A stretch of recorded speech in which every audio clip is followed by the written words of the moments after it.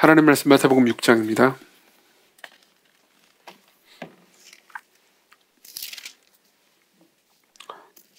마태복음 6장 1절부터 6절 그리고 16절부터 18절을 봉독해 드리도록 하겠습니다. 마태복음 6장 1절부터 6절 16절부터 18절을 읽어드리겠습니다. 하나님의 말씀을 들으십시오. 사람에게 보이려고 그들 앞에서 너희 의를 행하지 않도록 주의하라. 그래야지 아니하면 하늘에 계신 너희 아버지께 상을 받지 못하느니라. 그러므로 구제할 때 외식하는 자가 사람에게서 영광을 받으려고 회당과 거리에서 하는 것 같이 너희 앞에 나팔을 불지 말라. 진실로 너에게 이르노니 그들은 자기 상을 이미 받았느니라. 너는 구제할 때 오른손이 하는 것을 왼손이 모르게 하여 네 구제함을 은밀하게 하라. 은밀한 중에 보시는 너희 아버지께서 갚으시리라. 또 너희는 기도할 때 외식하는 자와 같이 하지 말라. 그들은 사람에게 보이려고 회당과 큰 거리 어귀에 서서 기도하기를 좋아하느니라. 내가 진실로 너에게 이르노니 그들은 자기 상을 이미 받았느니라. 너는 기도할 때 네 골방에 들어가 문을 닫고 은밀한 중에 계신 내 아버지께 기도하라. 은밀한 중에 보시는 내 아버지께서 갚으시리라. 그리고 16절부터 18절을 읽어드리겠습니다. 16절입니다. 금식할 때에 너는 외식하는 자들과 같이 슬픈 기색을 보이지 말라. 그들은 금식하는 것을 사람에게 보이려고 얼굴을 흉하게 하느니라. 내가 진실로 너에게 이르노니 그들은 자기 상을 이미 받았느니라. 너는 금식할 때 머리에 기름을 바르고 얼굴을 씻으라. 이는 금식하는 자로 사람에게 보이지 않고 오직 은밀한 중에 계신 내 아버지께 보이게 하려 함이라. 은밀한 중에 보시는 네 아버지께서 갚으시리라. 아멘. 예, 산상설교 20번째입니다. 우리가 이제 5장을 끝내고 이제 6장으로 넘어갑니다. 5장의 메시지, 특히 5장의 후반부의 메시지는 우리가 일반적으로 삶을 살아갈 때 지켜야 되는 윤리에 관한 메시지들이었습니다.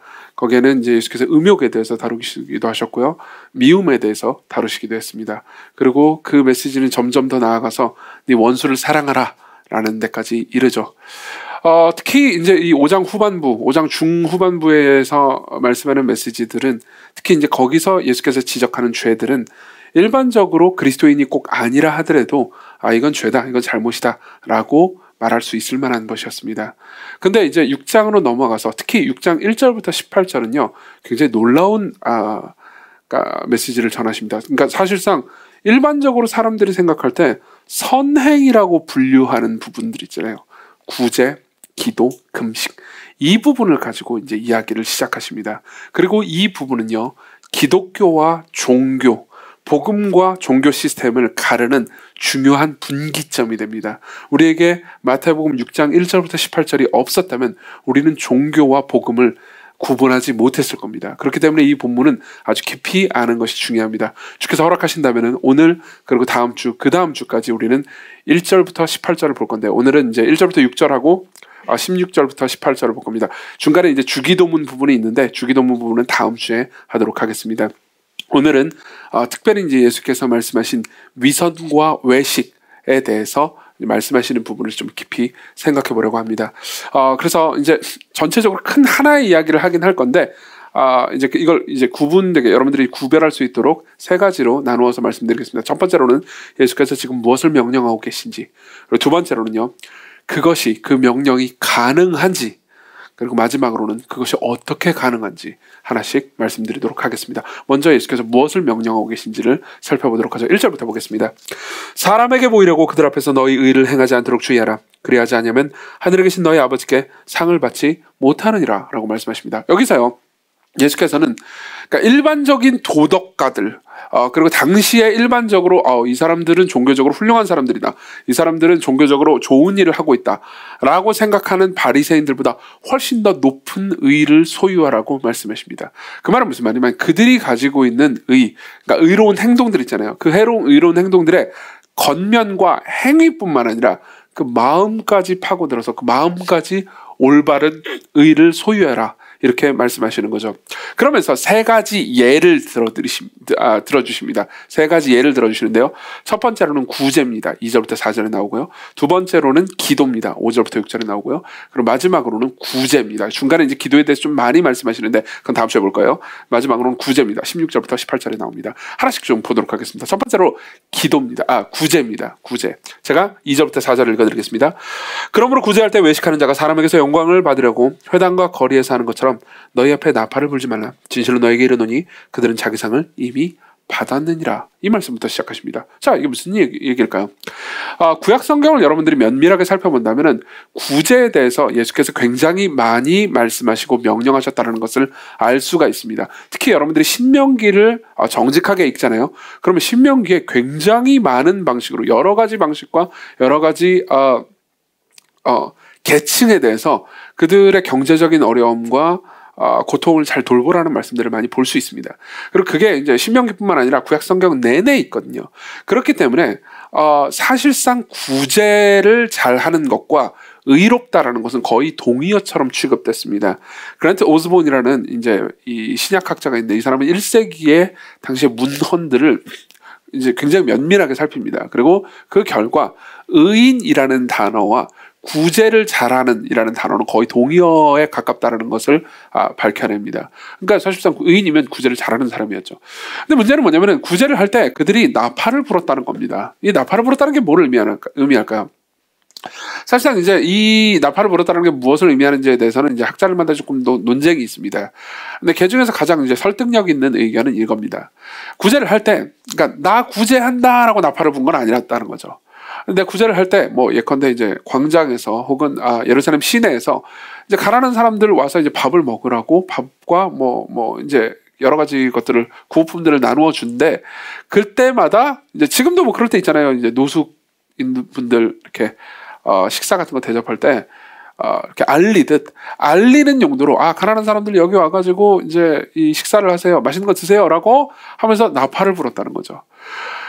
표면적인 의도는 나팔을 불 때 이게 여기 동네에 있는 가난한 분들 밥 못 먹은 분들 오면은 이제 와서 식사를 하십시오라고 나팔을 불긴 했는데 실제 그 나팔을 부는 용도는 내가 돈을 냈잖아요. 돈을 내고 구제를 하는데 돈을 내고 이제 구제를 하는데 이렇게 손해를 봤으니까 이제 이게 좀 알려야겠다. 그러니까 사실상 가난한 사람들한테 와서 식사하세요를 알리려는 용도보다는 그러니까 이제 비슷한 사람들 있잖아요. 뭐 이렇게 굳이 구제를 받지 않아도 되는 사람들. 다른 사람들 중에서 구제하지 않는 사람들에 대해서 나는 너희들보다 나는 구제하는 사람들이지. 나는 내 돈을 들여서 가난한 사람들을 돌보는 율법을 잘 지키는 도덕가치라는 것을 보여주기 위해서, 라는 것을 과시하기 위해서 나팔을 불었다는 거죠. 예수께서는 마음에 있는 그러니까 죄를요 간파해내십니다. 그리고 그렇게 하지 말라고 말씀하시는 거죠. 사실 이거는 지금도 우리가 뭐 얼마든지 할 수 있는 겁니다. 그러니까 구제를 하거나 혹은 사람들을 돕거나, 저도 마찬가지고요. 저도 항상 뭘 이렇게 뭐 구제를 하거나 제 돈을 사용해서 제가 가지고 있는 시간과 노동력을 사용해서 뭘 하잖아요. 그럼 생색내고 싶습니다. 정말 생색내고 싶어요. 그리고 여러분들이 이 마음을 어느 정도 다 알 겁니다. 제가 생색낸 예들이 되게 많이 있는데 지금 부끄러워가지고 말을 못 하겠어요. 근데 어쨌든 뭐 하여튼 그렇습니다. 밥 사주고 나서 내가 밥 사줬지 기억해라, 다이어리에 적어놔라, 뭐 이런 식으로 얘기하는 거죠. 두 번째는 기도입니다. 여러분들 5절을 보면요, 예수께서 이제 이 명령하시는 부분을 알 수 있는데요. 또 너희는 기도할 때 외식하는 자와 같이 하지 말라. 그들은 사람에게 보이려고 회당과 큰 거리 여기 서서 기도하기를 좋아하느니라. 내가 진실로 너에게 이르노니 그들은 자기 상을 이미 받았느니라. 이것도 좀 배경과 문맥이 필요합니다. 그때 당시 유대인들은 특히 이제 유대교를 믿는다 그러면 하루에 3번 기도하는 시간이 정해져 있었습니다. 그 중에서 제일 큰 시간이 이제 오후 3시에 하는 기도 시간이었어요. 3번은 무조건 기도를 했단 말이에요. 근데 그때 그러니까 그 유대교를 믿는다 그러면은 이제 누구나 그 3시간대는 기도를 하고 있어야 되는데, 뭐 우리도 잘 알듯이 뭐 그때 당시 유대교를 믿었던 모든 예루살렘 사람들이 기도를 그렇게 때맞춰 열심히 잘했겠습니까? 그렇지 않았을 거 아니에요. 뭐 여러분들도 뭐 우리 금요기도에 있으면 뭐 때맞춰 잘 옵니까? 아니면 뭐 아침마다 제가 뭐 기도하라고 그 실편 하시는 분들 계시겠죠. 근데 이제 뭐 대충 이렇게 매일 스팸이 올라오고 있구나 이렇게 보시는 분들도 계시잖아요. 당연히 그때 당시 사람들도 그런 사람들이 있었고요. 그리고 하루에 3번 기도를 칼같이 잘하는 사람들이 있었던 거죠. 근데 그러니까 그 시간이 딱 정해져 있잖아요. 시간이 정해져 있으니까 그 시간에 내가 어디 있을지는 내 자유잖아요. 그렇죠? 근데 내가 진짜 기도를 원한다면 그 시간대에 좀 은밀한 곳을 찾을 거 아닙니까? 내가 하나님과 더불어서 교제하기 위해서. 근데 광장을 일부러 선택하는 거예요. 스케줄을 막 이렇게 해가지고 어쩔 수 없이 그 시간에 광장을 지날 수밖에 없었다는 듯이 광장에 예루살렘 내에 뭐 사람들 많이 모이는 광장에 오후 3시에 있기를 선택하는 겁니다. 그럼 대부분 거기 있는 광장에 있는 사람들은 그냥 평상시에 기도 안 하는 사람들이에요. 우리와 비슷하죠. 평상시에 기도 안 하는 사람들인데 이 사람은 갑자기 하늘을 우러러서 눈을 듭니다. 그러면서 기도를 시작하는 거죠. 이 시간이 원래 기도하는 시간이기 때문에 사람들이 뭐 미친 거 아니야? 이렇게 말하진 않습니다. 오히려 이렇게 생각하겠죠. 와, 저 사람은 진짜 경건한 사람인가 봐. 기도를 열심히 하네. 이렇게 생각을 할 거를 계산을 두고 그 시간에 거기 있는 거예요. 그걸 예수께서 찝어내신 겁니다. 그래서 큰 거리역이나 회당에서 서서 사람들한테 자랑하기 위해서 기도하지 말라는 거죠. 이 부분은 제가 잘 압니다. 왜냐하면 제가 그렇기 때문입니다. 제가 20대 초반에는 제가 다녔던 교회는 좀 기도를 크게 하고 막 빡세게 하면은 신앙이 좋은 뭐 그런 식으로 이제 좀 약간 역임받았던 교회였던 것 같아요. 뭐 그럴 수 있죠. 기도 열심히 하고 뭐 뜨겁게 열렬히 하면은 신앙이 좋은 거잖아요. 그래서 저는 이제 그걸 역이용했죠. 그래서 제가 이제 좋아하는 자매가 있었는데 사실 옛날에 이 얘기 한번 했습니다. 기억나시는 분들 계실 거예요. 좋아하는 자매가 있었는데 그 사람 앞에 이제 나는 이제 기도 열심히 하는 신앙 좋은 사람이다라는 것을 알리고 싶어가지고 금요기도회 때 우리는 금요기도회 밤 10시부터 새벽 4시까지 했거든요. 5시까지 했거든요. 중간에 다 잤어요. 중간에 자긴 했는데 어쨌든 간에 이제 그 자매가 여기 앞에 있잖아요. 그럼 약간 45도 그 대각선 뒤쪽에 앉아가지고 겁나 열심히 기도했어요. 그러니까 그 자매가 이제 좀 시끄럽잖아요. 그러니까 딴 데로 가더라고요. 그리고 저는 선택받지 못했습니다. 물론 더 좋은 아내를 이제 그만합시다. 근데 어쨌든 간에 사실 그거는 하나님께 기도한 게 아니었죠. 그렇죠? 하나님께 기도한 게 아니고 그 자매한테 나 좀 봐달라고 말한 거죠. 이런 기도는 사실상 흔하기도 합니다. 예컨대 우리가 기도할 때, 그러니까 여러분들이 대표 기도를 할 때 하고 개인적인 기도를 할 때 너무 심하게 차이가 난다. 그러면 스스로 한번 생각을 해봐야 됩니다. 그게 대표 기도 맡은 사람 이렇게 움츠러들라고 얘기하는 건 아닙니다. 그렇죠? 하지만 여러분들이 스스로 한번 생각해 보셔야 됩니다. 사람들이 들을 때 기도하는 때하고 내가 개인적으로 기도할 때 너무 큰 차이가 난다면 우리는 외식하는 것이 아닐까 의심해 볼 필요가 있습니다. 외식하는 기도의 또 다른 버전도 있습니다. 그러니까 기도를 사용해서 훈계를 하는 거죠. 그렇죠? 미국의 이제 스탠드업 코미디언들이 되게 많잖아요. 그 중에서 제가 좋아하는 코미디언이 있는데 PK예요. 이름이 PK예요. 왜 PK냐? 이름이 저는 왜 PK인지 몰랐거든요. 근데 알고 보니까 패스터스 키즈예요. 그러니까 아버님 목사님인 것 같아요. 근데 이분은 제가 보기엔 이제 신앙인은 아닙니다. 근데 어렸을 때부터 아버님 목사님이니까는 뭐라고 해야 될까요? 교회 개그를 되게 많이 해요. 그래서 교회 개그 중에서 진짜 웃긴 게 하나 있었습니다. 뭐냐면은 이거 제가 읽어드릴게요. 그냥 나는 교회 지도자들을 되게 싫어하는데 그들은 기도할 때 대체로 진실하지 않기 때문이지 이렇게 얘기를 해요. 그러면서 그들은 기도문을 사용해서 사람들을 판단하고 정죄해. 기도는 원래 진실해야 되는 거 아니겠어? 그들은 기도를 할 때 이렇게 기도한다고. 그러면서 이제 그들의 기도를 흉내냅니다. 하나님 아버지, 오늘 예배에 늦은 이들을 용서하소서. 왜냐하면 그들이 지금 입고 있는 옷이 어젯밤 클럽에서 입었던 옷과 같기 때문입니다. 주여, 또한 클럽 도장을 손에 찍었으며 야광 스틱을 가지고 온 이들을 용서하소서. 또한 주님의 집에 쓰레빠를 신고 온 이들을 용서해 주소서. 이분이 제일 웃겼어요. 오직 주님 당신만이 쓰레빠를 신을 수 있습니다. 보세요. 물론 이건 농담입니다. 아마 진짜로 그렇게 기도했을 수도 있고 그렇지 않았을 수도 있습니다. 그렇죠? 이건 농담입니다. 하지만 우리는 종종 그럴 때가 있습니다. 그리고 그런 기도를 들으면 본능적으로 불쾌해지죠. 사실 저도 그럴 때가 있었습니다. 저는 아침에 이제 출근할 때마다 애들의 이제 머리 위에다 손을 얹고 기도해주고 나오거든요. 그럼 이제 보통 뭐 복을 구하는 기도죠. 하나님 건강하고 밝고 지혜롭게 잘 자라게 해주세요. 근데 이제 애들하고 엄마하고 사이가 안 좋을 때가 종종 있단 말이에요. 그럼 그때마다 이렇게 기도를 합니다. 엄마 말씀 잘 듣게 해주세요. 이건 기도입니까? 설교입니까? 그죠? 이거 외식하는 방법입니다. 실제로 이런 방식으로 기도를 할 때 우리는 하나님께 말하지 않습니다. 사람에게 말하죠. 그죠? 사람에게 말합니다. 자매님, 나는 기도를 열심히 하는 사람이라고 해. 나 좀 봐주세요. 얘들아, 엄마 말을 잘 듣거라. 비슷한 내용이죠. 세 번째는 금식입니다. 16절부터 18절에 나오는데 특히 16절을 제가 읽어드리겠습니다. 금식할 때 너희는 외식하는 자들과 같이 슬픈 기색을 보이지 말라. 그들은 금식하는 것을 사람에게 보이려고 얼굴을 흉하게 하느니라. 내가 진실로 너에게 이르노니 그들은 자기 상을 이미 받았느니라. 왜 금식을 했을까요? 구약시대 때 금식은 조금 독특한 면이 있었습니다. 금식은 사실 이번 주 말고 다음 주 말고 그 다음 주에 세 번째 시간에 한 번 더 다룰 예정입니다. 왜냐하면 금식이라는 것에 대한 개념이 구약시대와 신약시대가 좀 많이 달라졌기 때문입니다. 그걸 좀 살펴봐야 되기 때문에 세 번째로 할 겁니다. 오늘 자세히 다루진 않습니다. 근데 구약시대 때 금식은 대체로 두 가지 이유 때문에 금식을 했습니다. 하나는 이제 자신이 저지른 죄에 대한 통회였죠. 여러분들이 구약성경을 자세히 살펴보면은 금식을 할 때 베옷을 입고 또 옷을 찢고 고통스러워하면서 하나님께 나아가야 한다. 혹은 그렇게 옷을 찢고 금식하라라고 하나님께서 명령하시는 장면들을 볼 겁니다. 대부분 사람들이 금식할 때는 이런 식으로 금식을 했습니다. 자신의 죄가 얼마나 끔찍하고 악한 것인지 깨닫고 하나님 앞에 통회하면서 돌이킨다라는 의도로 금식을 했죠. 근데 문제는 이것 역시 얼마인지 악용될 소지가 있었다는 겁니다. 밥을 굶는 건 고통스러운 일이기 때문에 사실상 금식을 자발적으로 선택하기 좀 어렵죠. 근데 이제 금식을 습관적으로 굉장히 자주 하는 사람들이 있었습니다. 그리고 일주일에 한 번은 꼭꼭 금식을 했습니다. 바리새인들은요. 그래서 금식을 하면서 이제 티를 팍팍 내는 거죠. 일단 금식을 하면 약간 얼굴이 헬쑥해지잖아요. 그러니까 이제 나는 이렇게 힘들다. 그러면서 굉장히 너무 지나치게 사람들이 보게 지나치게 슬퍼하고 지나치게 통회하고 지나치게 막 괴로워하는 겁니다.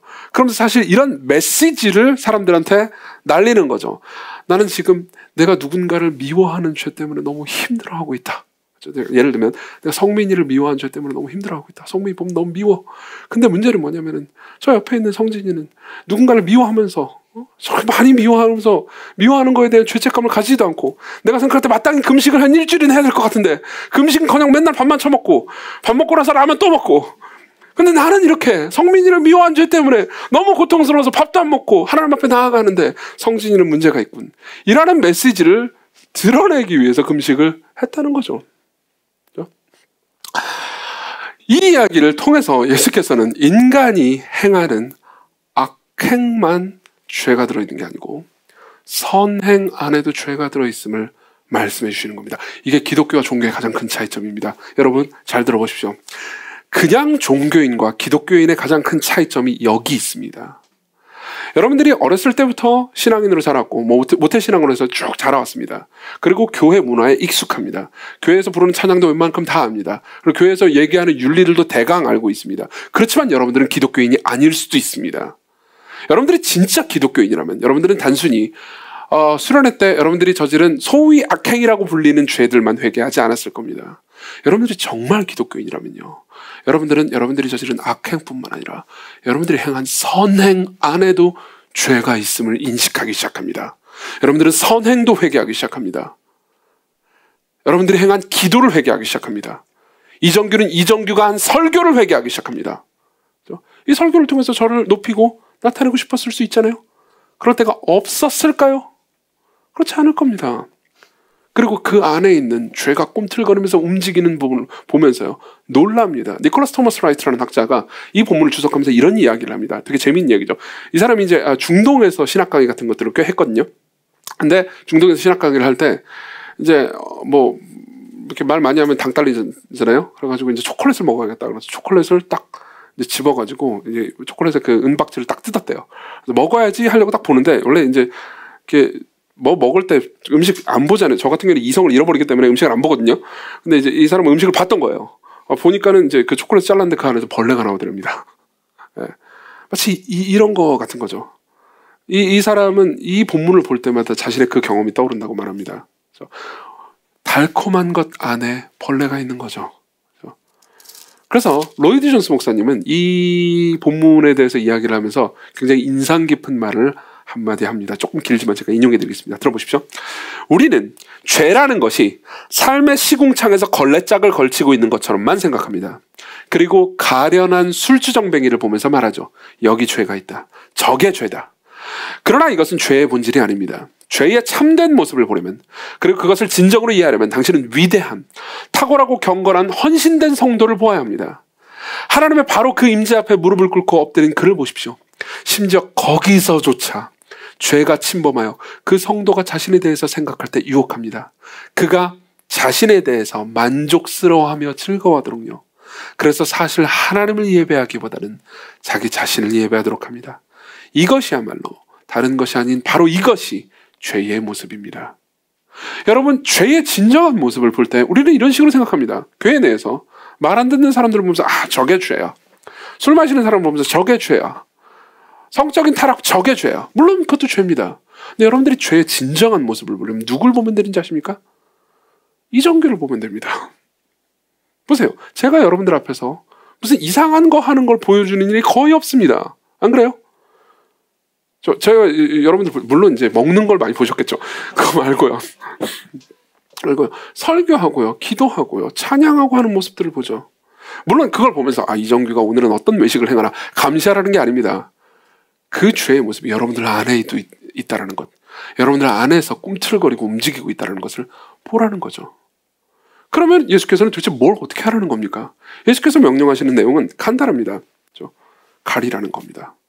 자, 이 이전에 이런 얘기를 먼저 했으면 좋겠습니다. 이게 왜 나쁜 거죠? 라고 생각하는, 질문하는 분들이 있을까봐 이게 왜 나쁜 건지부터 먼저 좀 짚고 넘어가겠습니다. 이게 왜 나쁜 걸까요? 여러분들이 이런 식으로 생각할 수도 있을 것 같습니다. 아니, 좋아요. 당신의 말을 알겠는데, 그래도 이건 너무한 거 아닙니까? 아니, 좀 구제도 좀 하고, 그리고 기도도 하고, 그러면 좀 약간 자기를 과시하고 높이고 싶을 마음도 있을 수 있죠. 그리고 안 하는 놈보다 사실 하는 사람들이 더 낫잖아요. 그 사람들이 자기를 좀 드러내는 게 뭐가 그렇게 큰 잘못입니까? 당신은 너무 죄 하면서 우리를 고통스럽게 만드는 거 아닙니까? 라고 생각할 수 있습니다. 근데 거기에 대해서 제가 왜 이게 문제인지 말씀을 드리겠습니다. 두 가지 측면에서 말씀드리겠습니다. 하나는 이겁니다. 특히 구제를 한번 살펴보죠. 사실 구제를 할 때 사람들을 드러내고 사람들에게 칭송과 인정을 받기 위해서 구제를 하는 거는요, 엄밀히 말하면 그 사람을 섬기는 게 아닙니다. 가난한 사람들을 섬기는 게 아닙니다. 가난한 사람들을 섬기는 게 아니고 이용하는 겁니다. 정확히 말하면 내 돈을 가난한 사람들한테 투자함으로써 나의 명성을 돈 주고 사는 겁니다. 맞죠?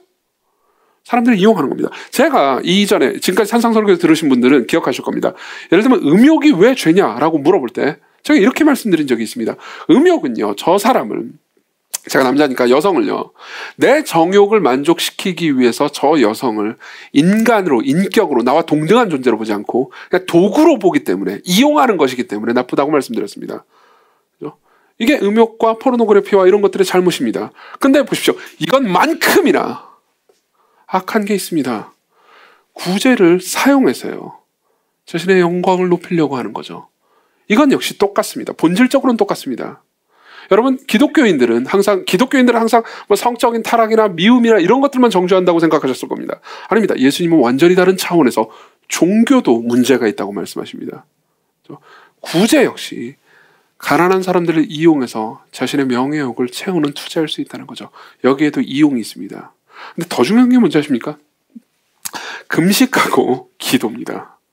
여러분, 기도와 금식은요, 완전히 다른 차원에서의 범죄가 있습니다. 뭔지 아십니까? 그나마 구제를 사용해서 자기를 높이는 건 사람을 이용하는 거죠. 근데 기도와 금식을 사용하는 거는요, 하나님을 이용하는 겁니다. 주님, 저는 당신께 기도하고 있습니다 라는 행동을 하고 있긴 하지만 실제로 저는 사람들한테 말하고 있습니다. 나는 이렇게 기도하는 훌륭한 사람이야.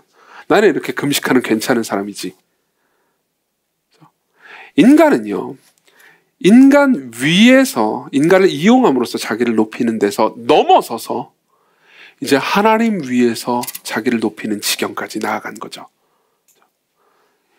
그렇기 때문에 여기서 예수께서 폭로하고 있는 죄의 모습이 사실 지금까지 예수께서 폭로하고 계신 죄의 모습보다 훨씬 더 추악한 면이 있습니다. 그럼 어떻게 해야 됩니까?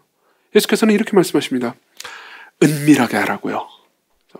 4절과 6절과 18절은 예수께서 동일한 말씀을 계속 반복하십니다. 제가 읽어드릴게요. 4절, 네 구제함을 은밀하게 하라. 은밀한 중에 보시는 너희 아버지께서 갚으시리라. 6절, 너는 기도할 때 네 골방에 들어가 문을 닫고 은밀한 중에 계신 네 아버지께 기도하라. 은밀한 중에 보시는 네 아버지께서 갚으시리라. 18절, 이는 금식하는 자로 사람에게 보이지 않고 오직 은밀한 중에 계신 네 아버지께 보이게 하려 함이라. 은밀한 중에 보시는 네 아버지께서 갚으시리라. 은밀하게 하라고 말합니다. 그리고 이 은밀하게 하라라는 말을 가장 잘 보여주는 구절이 있습니다. 3절입니다. 우리 3절, 6장 3절을 중요하니까 같이 한번 읽어보도록 하겠습니다. 6장 3절입니다. 시작. 너는 구제할 때 오른손이 하는 것을 왼손이 모르게 하라. 굉장히 유명한 표현이죠. 굉장히 유명한 표현입니다. 감추라는 겁니다. 근데 여기서 이제 우린 두 번째 대지로 넘어갑니다. 이게 가능한가를 물어봐야 합니다. 이게 가능한가를 물어봐야 됩니다. 오른손이 하는 일을 왼손이 모르게 하라. 멋있는 말이죠. 오른손이 하는 일을 왼손이 모르게 하여. 근데 이걸 그냥 수사로만 보면 되게 멋있는 말이긴 합니다. 근데 우리는 물어볼 수 있습니다. 이게 가능하긴 해? 보세요. 오른손이 무언가를 합니다. 그럼 왼손은 안 볼 수가 없어요. 그렇죠? 오른손이 하는 일을 왼손이 모르게 한다는 건, 자, 왼손아, 네가 어차피 보긴 했겠지만은 그럼에도 불구하고 오른손이 한 일을 네가 모르는 척 한다. 몰라라 라고 말하면 모르게 되는군. 이렇게 되는 겁니까? 그렇죠? 게다가 예수께서는 이미 5장 16절에 이렇게 말씀하신 적도 있습니다. 이같이 너희 빛이 사람 앞에 비치게 하여 그들로 너의 착한 행실을 하고 보고 하늘에 계신 너희 아버지께 영광을 돌리게 하라. 너희들은 빛이다. 그리고 너희들의 빛이 비치게 하라. 사람들이 너희들의 착한 행실을 보고 하나님을 영화롭게 하게 하라. 이렇게 말씀하세요. 그러면 자기의 선행을 드러내라는 거예요? 숨기라는 거예요? 게다가 오른손이 하는 일을 왼손이 모르게 하다니, 이건 너무 가능한 겁니까? 이 문제를 달라스 윌라드라는 그 신학자는 되게 재미있게 풀어냅니다. 달라스 윌라드의 책 중에서 이제 하나님의 모략이라는 책이 있습니다. 이것도 산상수훈을 설교한 책입니다. 거기 보면 그러니까 재미있는 그 이제 코미디언 얘기 하나 나옵니다. 오늘 코미디언 얘기가 많이 나오네요. 빌 코스비라는 코미디언이 있습니다. 아시는 분들 계실 겁니다. 근데 이 빌 코스비는 자신의 어린 시절 이야기를 가지고 코미디를 많이 했어요. 근데 이제 어린 시절 얘기 중에서 이런 얘기를 하는 거예요. 되게 재밌는 얘기입니다. 자기가 어렸을 때는 이제 친구들끼리 막 놀잖아요. 그럼 친구들끼리는 분명 왕따가 있단 말이에요. 근데 이제 어떤 친구들은 왕따 시키기 위해서 너는 우리 놀이에 못 껴. 그러면서 뭐 벌칙을 줬대요. 근데 벌칙이 뭐냐면은 분홍색 북극곰을 15분 동안 생각하지 않고 저기 서 있어. 이게 벌칙이에요. 이게 벌칙이에요. 잘 생각해보세요. 자, 너네들 분홍색 북극곰을 생각하면 안 돼. 재환이 너 지금 너 왕따 시키겠어. 분홍색 북극곰 생각하지 마. 저기 구석장에 서 있고 15분 동안 네가 분홍색 북극곰을 생각하지 않으면은 너는 우리와 함께 놀 수 있어. 자, 그리고 15분 동안 우리는 어떻게 되죠? 자, 분홍색 북극곰을 생각하지 말아야지. 라는 생각을 하는 순간 여러분들 머릿속에는 뭐가 떠오릅니까? 분홍색 북극곰이 떠오릅니다. 그렇죠? 그렇게 동시에 북극곰이 분홍색일 수 있나? 라는 생각부터 시작해서 북극곰이 분홍색이면 되게 예쁘겠는데? 라는 생각부터 별 생각이 다 듭니다. 그럼 어떻게 됩니까? 여러분들 15분 내내 분홍색 북극곰만 생각하게 됩니다. 그렇죠? 사실 이거하고 비슷한 겁니다. 오른손이 하는 일을 왼손이 모르게 하라. 그럼 예수께서는 말도 안 되는 걸 그냥 명령하신 걸까요? 그런 의미가 아닙니다. 그런 의미가 아닙니다. 오히려 자연스러워지라는 거죠. 자연스러워지라는 거죠. 실제로 제 대학 시절이 생각납니다. 제 대학 시절에 굉장히 신앙 좋은 누님이 한 분 계셨습니다. 저보다 한 2-3살 많은 분이었습니다. 2살인지 3살인지 기억이 안 납니다. 근데 이분은 진짜 신앙이 좋은 분이었어요. 외식하거나 그런 분은 절대 아니었습니다. 다만 이제 이 말씀들, 특히 금식에 관한 이 말씀을 좀 약간 지나치게 어떻게 적용해야 될지 잘 몰랐던 것 같습니다. 그래서 17절에 있는 말씀 있잖아요. 너는 금식할 때 머리에 기름을 바르고 얼굴을 씻으라. 이 말을 그러니까 이렇게 이해했던 겁니다. 이걸 어떻게 적용을 해야 될까? 즉, 이걸 적용하겠다. 풀 메이크업을 해야겠다. 이런 식으로 생각을 하신 거예요. 그래서 어떻게 했냐. 이분은 진짜 신앙이 좋은 분이라서 금식을 자주 했단 말이에요. 근데 문제는 여기에 있었습니다. 이분은 평상시에 화장을 거의 안 하시는 분이었어요. 그러니까 피부가 되게 좋아서 화장할 필요가 없는 분이었어요. 근데 금식을 자주 하는데 금식하는 날마다 풀 메이크업을 한 거예요. 그리고 원래 금식할 때는 그게 티가 안 날 수가 없어요. 예컨대 저희 뭐 이제 그 학교에서 뭐 만나서 이제 신앙인들끼리 만나서 뭐 점심도 먹고 성경 공부도 하고 그랬단 말이에요. 그럼 저는 그 누나를 친했기 때문에 항상 누나한테 오늘 점심 뭐 먹어요? 같이 먹어요. 학식에서 만나요. 그러면은 이제 내가 금식한다고 말을 할 수는 없잖아요. 그래서 오늘 점심은 뭐 그냥 뭐가 있어. 뭐 누구 다른 사람 만나요? 그건 아니고 뭐 공부해야 돼요. 수업이 그것도 아니 뭐가 있어. 그러면 보세요. 그 누나가 풀 메이크업을 하고 있잖아요. 그러면 모를 수가 없는 거예요. 금식을 하고 있군. 물론 그 누나는 오히려 자신이 금식하는 것을 알리기 위해서 풀 메이크업을 하고 뭐 그렇게 말한 건 아니었습니다. 진짜 진실한 분이었으니까요. 근데 어떻게 적용해야 될지 몰랐던 겁니다. 그럼 어떻게 적용해야 될까요? 이 말씀을 어떻게 이해할 수 있습니까? 다시 말하면 은밀하게 하라는 것을 어떻게 우리는 할 수 있습니까? 디트리히 본호퍼는 이 부분에 있어서 가장 적절한 해석을 우리에게 제시해 줍니다. 읽어드리겠습니다. 그리고 이 해석은 정말 많은 학자들이 동의하는 해석입니다. 제자들의 선행은 부지 중에 수행된다. 참된 사랑의 행위는 이 부분이 중요합니다. 내가 나도 모르게 수행하는 행위다. 무슨 말이냐면 이게 너무 삶에서 자기한테 자연스럽기 때문에 자기도 선행을 하고 있다는 걸 까먹었다는 겁니다. 계속 읽어드릴게요. 이 부분이 진짜 중요한 부분입니다. 다 중요하대. 비범한 원수 사랑 역시 제자가 자기도 모르게 수행하는 사랑이다. 그가 원수를 사랑한다면 그는 이제 원수를 원수로 여기지 않을 것이다. 보세요. 예컨대 귀이기가 제 원수였다고 합시다. 귀이기를 보면서 저 원수 미워야지 라고 마음을 먹는데 예수께서 원수를 사랑하라고 했어요. 그럼 저는 이렇게 될 수도 있는 겁니다. 교육을 보면서 원수를 사랑해야지, 보기 싫까 꼴도 보기 싫지만 그래 사랑해야지 그러면서 막 기도도 하고 사랑하려고 막 뭔가 노력도 해보고, 그런데 막 노력을 하면서 막 괴로워하는데 저 원수를 계속 미워하고 있는 성민이를 보면서 쟤는 왜 원수를 계속 미워할까, 예수님의 말씀을 왜 순종하지 않지, 그렇지만 나는 예수님의 말씀을 순종하니까 내가 더 나은 사람이야 라는 생각을 계속하면서 원수를 이게 아니고요. 보세요. 계속해서 원수를 사랑합니다. 그리고 그리스도께서 나를 위해서 행하신 일을 생각합니다. 원수를 위해서 십자가에서 용서의 기도를 하신 그분을 생각합니다. 그리고 실제로 내 마음이 이제 교회를 사랑하게 됐어요. 그럼 어떻게 되죠? 더 이상 원수가 아닙니다. 그럼 나는 원수를 사랑하는 게 아닌 게 된 거예요. 내가 좋아하는 사람을 그냥 사랑하고 있는 거죠. 즉 내가 행하는 선행을 내가 모르게 돼버립니다.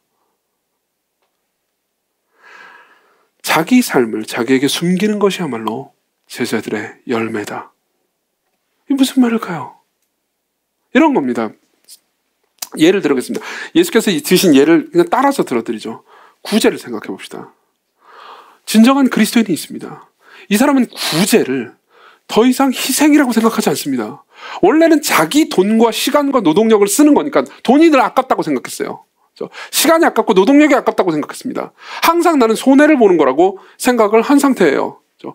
내 돈인데 얼만데 내가 이만큼 들였는데, 그런데 아무것도 없잖아요. 그럼 나한테 억울하잖아요. 내가 투자를 했는데 내가 돈을 손해봤는데 아무것도 없으면 내가 너무 억울하잖아요. 그렇죠? 그러니까 사람들한테 알려서 명예라도 쌓는 방식으로 내가 본 손해를 벌충하려고 하는 겁니다. 내가 본 손해를 만회하려고 하는 겁니다. 이해하십니까? 근데 어떤 사람이요, 자신이 가지고 있는 돈이 더 이상 자신의 것이 아니라고 생각하기 시작했어요. 내 것을 주께, 그리고 사람들에게 드리는 게 별로 아깝지 않기 시작했습니다. 이건 당연히 모든 것이 하나님의 것이잖아 라는 생각을 하기 시작했습니다. 그리고 이렇게 사람들을 섬길 수 있도록 내게 물질과 시간과 건강과 재산을 준 거에 대해서 감사하기 시작했습니다. 자가 가지고 있는 게 당연한 게 아니고요, 그냥 너무 감사한 거예요. 그럼 어떻게 되죠? 더 이상 사람들한테 나누어 주는 게 희생처럼 안 느껴지기 시작합니다. 그럼 내가 사람들한테 나누어주고 내가 까먹어버리는 거예요. 내가 잊어버렸습니다. 원래는 사람들에게 나눠줬습니다. 오강을 전수함한테 내가 오늘 점심밥을 사줬지. 그러면서 저걸 기억해야 돼. 계속해서 기억하면서 나를 찬양하고 높이고 다음에 반드시 점심밥으로 갚아야 돼 라고 생각하고 있었어요. 늘 기억하죠. 저 사람은 까먹어도 나는 계속해서 기억합니다. 근데 이제 오강을 전수함한테 점심밥을 사줍니다. 그걸 잊어버린 거예요. 어차피 내 돈 아니었거든요. 이해하십니까? 기도도 마찬가지입니다. 원래 기도는 너무너무 힘들고 하기 싫은데 억지로 하는 것이었습니다. 여러분들 모두에게 기도는 그런 거였습니다. 아무리 기도해도 시간을 보면 5분도 안 지나 있어요. 내 생각에 막 한 30분 기도한 것 같은데 5분도 안 지나 있어요. 이럴 때는 고행이죠. 이런 고행을 내가 해내 주셨는데 아무도 알아주지 않는다는 건 너무 억울한 일 아닙니까? 그렇죠? 그렇지만 여러분들은 바뀝니다. 어떻게 바뀝니까? 기도 자체가 즐겁기 시작합니다. 기도 자체가 여러분들에게 깊은 만족이 됩니다. 기도를 통해서 하나님을 보았습니다. 심지어 내가 구하는 기도 제목이 응답되지 않았는데도 불구하고 기도 시간 자체에서 하나님과 더불어서 누린 교제가 즐겁기 때문에 기도에서 충분한 보상을 받았습니다. 내게 있어서 상은 기도 제목에 응답받는 게 아니고 기도 시간 그 자체가 되어버렸어요. 나한테는 호흡이 됐습니다. 식사에 가까워졌습니다. 여러분들이 식사를 자랑하는 사람이 있습니까? 나는 오늘 하루에 5끼를 먹었지. 이런 사람은 없어요. 그냥 즐거울 뿐이죠. 왜 갑자기 즐겁지? 그냥 즐거울 뿐이죠. 이걸 자랑하지 않습니다. 여러분들은 그냥 누립니다. 금식도 마찬가지예요. 금식은 우리가 나중에 따로 더 자세히 다룰 거긴 합니다. 그렇지만 금식의 본질은 이겁니다. 금식은 단순히 내 죄를 애통해야 하는 정도가 아닙니다. 내 몸을 줄이게 함으로써요, 내 영혼이 하나님과 더불어서 교제하고 만족하는 거죠. 일부러 선택하는 겁니다.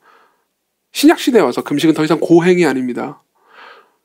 내 죄가 고통스럽고 애통하는 것을 넘어서서 용서받은 기쁨 때문에 만족하는 것입니다. 그럼 나는 금식을 했습니다.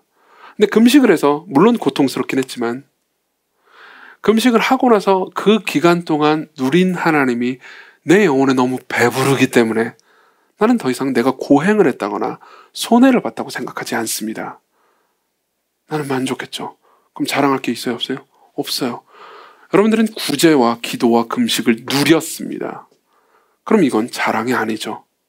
그렇죠? 자, 바로 이게 예수께서 명령하신 거예요. 여러분들이 선행을 했다라는 것을 인식하지 못합니다.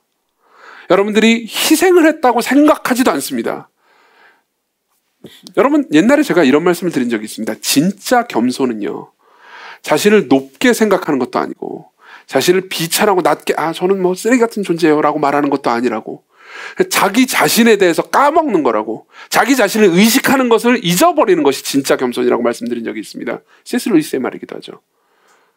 진짜 선행은 예수께서 말씀하시는 은밀한 선행의 핵심이 뭔지 아십니까? 은밀한 선행은요, 내가 선행을 했다는 걸 막 드러내는 것도 아니고요, 내가 선행을 한 걸 일부러 감추려고 알면 안 돼 이렇게 말하는 것도 아닙니다.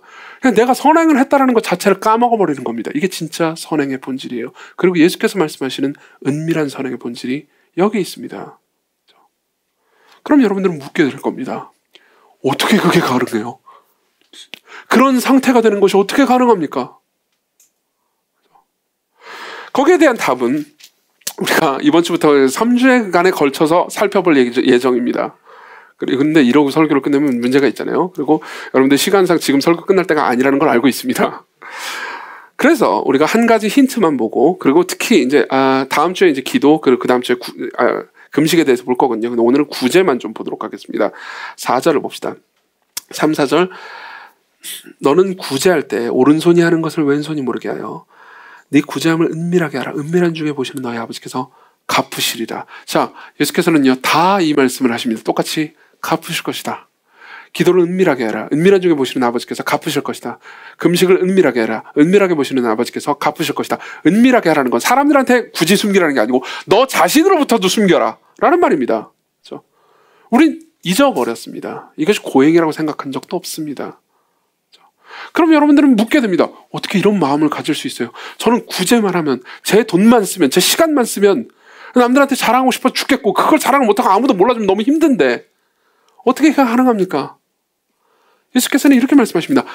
아니, 너의 구제를, 너의 마음을 다 알고 계신 단 한 분의 청중이 있단다. 세상 사람 모두가 몰라줘도 그 한 명의 청중이, 단 한 분의 청중이 너를 보고 너를 기뻐하고 계신단다. 그게 너의 상이다. 그게 너의 상이다. 여러분 보십시오. 어떤 사람들은 이 본문을 보면서 이렇게 얘기하기도 합니다. 이거 상급으로 유혹하다니, 상으로 유혹하다니, 이건 너무 저급한 거 아니야? 어떤 사람들은 이런 식으로 생각하기도 합니다. 구제를 할 때 남들 모르게 못미리 하면은 내가 100만 원을 구제를 하면 하늘에서 100억을 갚아주신다. 이런 식으로 오해하기도 합니다. 근데 그런 의미가 아니에요. 그런 의미가 아닙니다. 여기서 말하는 상급은 하나님 자신입니다. 무언가 더 위대한 상급이죠. 여러분, 상을 바라는 것이 늘 저급하거나 저속한 행동은 아닙니다. 예를 한번 들어보죠. 이건 C.S. 루이스의 얘기도 한데 예를 한번 들어보죠. 어떤 사람이 있습니다. 어떤 남자 청년이 있습니다. 여기 중에 어떤 남자 청년이 어떤 자매를 정말 사랑합니다. 어떤 자매를 사랑해서 마음과 몸을 다 주고 싶습니다. 그리고 자신의 전 존재를 바쳐서 이 자매를 섬기고 싶습니다. 그럼 이 사람에게 있어서 합당한 상은 뭘까요? 결혼입니다. 맞죠? 이 사람이 결혼을 바란다고 해서 이 사람을 속되거나 문제가 있는 사람이라고 생각하지 않을 겁니다. 물론 이렇게라면 문제 있다고 하겠죠. 나는 저 사람과 결혼하고 싶은데 저 사람이 결혼하고 싶은 것은 저 여자가 재산이 많기 때문이야. 저 여자가 결혼하면 재산이 많이 있으니까 내가 그 재산을 상속받을 수 있겠지. 그렇기 때문에 저 여자가 결혼하고 싶어. 그러면요, 이 사람이 원하는 상은 돈입니다. 돈을 원해서 이 여자를 사랑한다고 말한다면은 이 남자는요, 남자가 바라는 상은 저속하거나 저급하다고 말할 수 있을 겁니다. 그렇지만 저 여자와의 결혼과 연합을 위해서 난 저 사람을, 그게 내 보상이에요. 그걸 위해서 나는 저 여자를 사랑해요. 그렇게 말한다면요, 여러분들은 그 사람을 저급하거나 저속하다고 말하지 않을 겁니다. 합당한 상이죠. 어떤 장군이 있습니다. 승리를 원합니다. 전쟁에서의 승리를 원합니다. 근데 그 승리의 목적이 단순히 승진이라면 우리는 이 상이 그죠? 그렇게 뭐 수준 높은 상이라고 생각하지 않을 겁니다. 어떤 사람들은 저급하다고 말할 겁니다. 그렇지만 전쟁에서 승리하고자 하는 이 사람이, 그죠? 원하는 게 국가의 안전이라면요, 이게 그 사람이 원하는 상이라면요, 우리는 이 상을 합당한 상이라고 부를 수 있습니다. 맞죠? 자, 어떤 사람이 구제를 합니다. 그리고 구제를 하는 사람이 원하는 상이, 그죠? 단순히 사람들로부터의 인기가 아닙니다. 하나님의 인정이에요. 그러면 뭐죠? 합당합니다. 그리고 하나님께 감사하게 돼요. 하나님께서는 이러한 사람들을 위해서 준비해 놓으신 게 있습니다. 이러한 사람들을 위해서 준비해 놓으신 게 있습니다. 하나님께서 우리를 위해서 하신 일을, 여러분들이 생각한다면요, 특별히 하나님께서 우리를 위해서 하신 일을 예수 그리스도와 더불어서 여러분들이 생각한다면요, 여러분들은 구제가 여러분들이 가지고 있는 것을 나누어 주는 것이 더 이상 손해가 아니라는 것을 서서히 알아가게 될 겁니다. 하나님께서 하나님의 아들을 통해서 하신 일을 구제라는 관점에서 한번 묵상해 봅시다.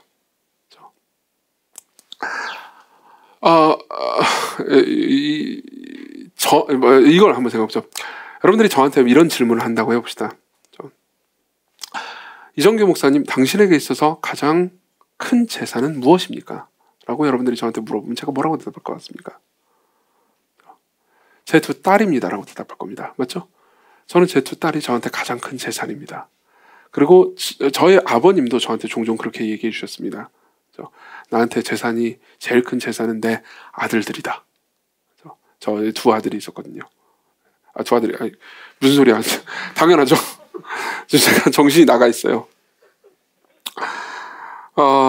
왜 정신이 나가 있냐면은 예수님에 대해 생각하느라 정신이 나가 있습니다. 보세요. 성부 하나님께 있어서 최고의 재산이 무엇이었을까요? 성부 하나님께 있어서 자신의 전 존재라고 말할 수 있는 재산이 무엇이었을까요? 하나님의 영원한 아들입니다. 예수님이요. 그 예수 그리스도의 관점에서도 한번 생각해 봅시다. 그분은 모든 걸 가지신 분입니다. 근데 그분이 이 땅에 오셨을 때요, 그분은 사실상 자신의 전 재산을 다 내려놓은 상태였던 겁니다.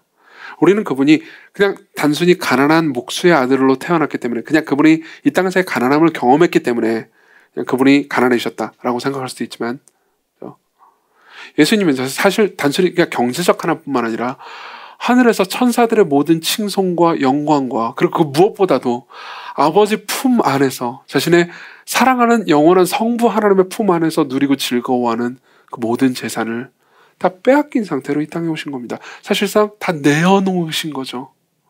여러분 보십시오. 우리는 구제를 할 때 우리한테 남는 돈을 구제합니다. 우리는 구제할 때 우리가 그냥 버려도 되는 돈을 구제합니다.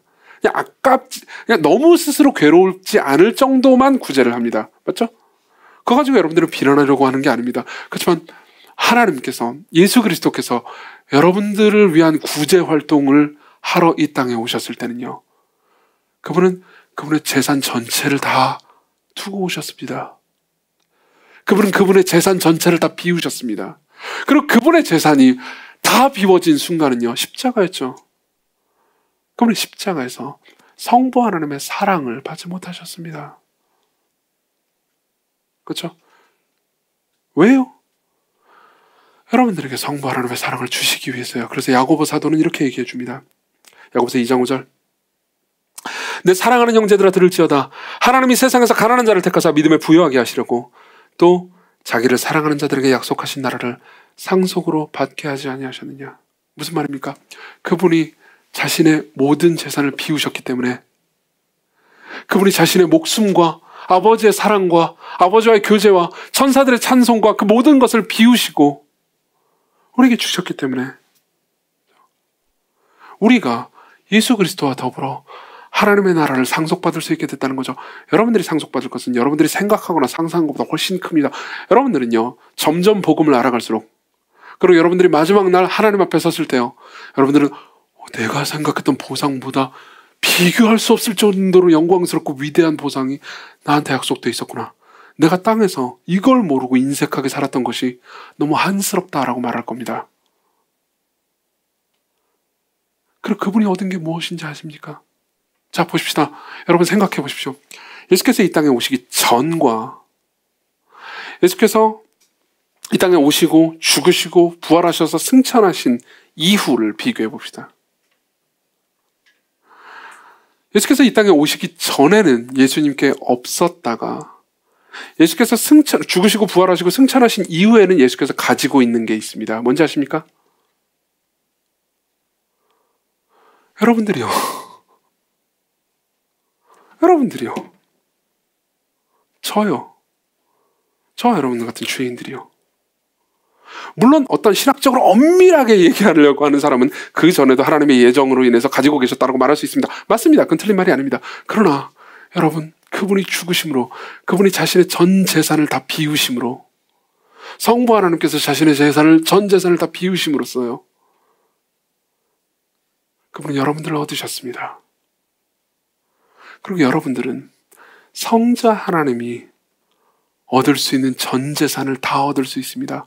성부 하나님의 무한한 사랑과 성령 하나님의 영원한 교통하심, 성자 예수 그리스도의 은혜, 그리고 여러분들은 온 우주를 상속받게 될 겁니다. 여러분, 내일 100억을 상속받는다고 들은 사람이요, 오늘 자기 수중에 있는 100만 원을 아낄 리 없습니다. 그렇죠? 여러분, 이것이 바로 여러분들이 구제할 때 여러분들이 구제를 전혀 아까워하지 않는 방식입니다. 이것이 여러분들의 마음 가운데, 이 소식이 그리스도 안에서 여러분들이 하나님께서 여러분들에게 베푸신 이 놀라운 은혜를 여러분들이 마음 가운데 아는 기쁨이요, 여러분들이 구제를 했는데도 불구하고 여러분들이 한 구제를 까먹어버리게 만듭니다. 그걸 아무것도 손해가 아니라고 느끼게 만듭니다. 근데 제가 여러분들에게 드리고 싶은 질문은 이겁니다. 이게 중요한 질문입니다. 여러분들이 이 모든 이야기에 대해서 어떻게 생각하십니까? 여러분들은 그리스도 안에서 영원을 상속받는다는 것, 여러분들은 그리스도 안에서 하나님 아버지를 얻는다는 것, 여러분들은 그리스도 안에서 하나님 아버지 안에 있는 모든 부요를 다 얻는다는 것을 어떻게 생각하십니까? 이 이야기가 여러분들의 마음 가운데 와닿습니까? 이 이야기가 여러분들에게 단순히 정신승리로 들리든 아니면 마음에 와닿지 않든 제가 드릴 수 있는 말씀은 하나입니다. 이 이야기는 사실이라고요. 여러분들이 그리스도 안에 있다면요,